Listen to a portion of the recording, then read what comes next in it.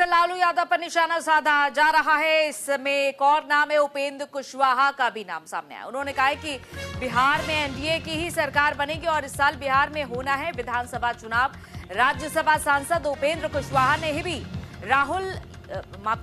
लालू यादव पर हमला बोलते हुए कहा है कि दुनिया की कोई ताकत बिहार में एनडीए की सरकार बनने से रोक नहीं सकती है। उन्होंने आगे कहा कि विधानसभा के चुनाव में एनडीए की ही जीत होगी और एनडीए की सरकार बनकर रहेगी।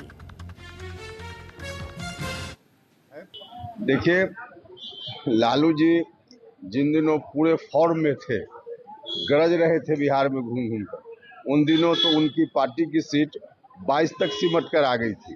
और आज क्या बोलेंगे? आज तो उनकी कोई उस रूप में न तो ताकत है, न जनता के बीच समर्थन है। तो बोलने के लिए बोलते हैं, लेकिन कोई उसका मतलब नहीं है। एनडीए की सरकार ही अगली बार आएगी। जो इस बार विधानसभा का चुनाव होना है, दुनिया की कोई ताकत नहीं रोक पाएगी। लालू जी की क्या हैसियत है? देखिए, लालू जी जिन दिनों पूरे फॉर्म में थे, गरज रहे थे बिहार में घूम घूम कर, उन दिनों तो उनकी पार्टी की सीट 22 तक सिमट कर आ गई थी।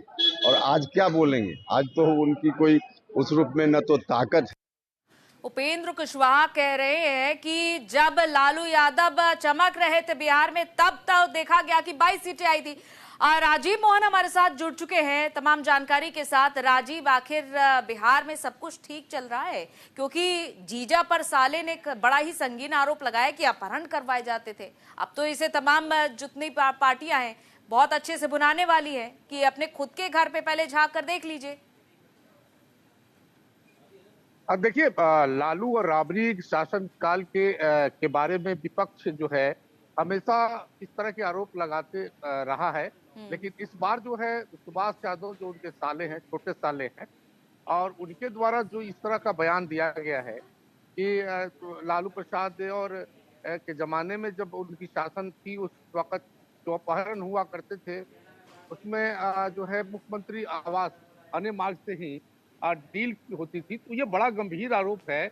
और दूसरी तरफ सुभाष यादव ने यह कहा कि क्योंकि उन लोगों के द्वारा, यानी सुभाष यादव का कहना है कि सुभाष यादव खुद और उनके बड़े भाई साधु यादव और दोनों आदमी को बदनाम किया गया, जबकि इन लोगों ने ही लालू प्रसाद और राबड़ी देवी की सरकार बनाने में अपनी भूमिका निभाई और सरकार चलाई। उनका कहना है कि आज 21 साल हो गए, दोनों के रिश्ते अब मधुर नहीं है, टूट चुके हैं। और उनका कहना है कि अब हम लोग अपनी बहन से नहीं बात करते हैं और न हमारी बहन हमसे बात करती है। लालू जी से भी कोई संबंध नहीं रहा।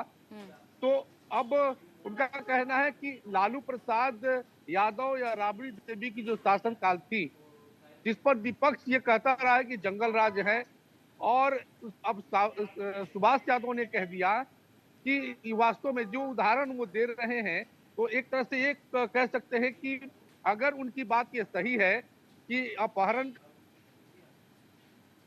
का डील अन्य मार्ग से होता था, मुख्यमंत्री आवास से होता था, तो निश्चित रूप से ये बड़ा ही गंभीर मामला है। दूसरी तरफ सुभाष यादव ने यह भी कहा है कि अगर जिस प्रकार से उनको और उनके भाई सुभाष यादव को बदनाम किया गया, अगर उन पे किसी तरह का चार्जेज होता, किसी तरह का FIR होता, तो वो आज जेल की सजा काट रहे होते।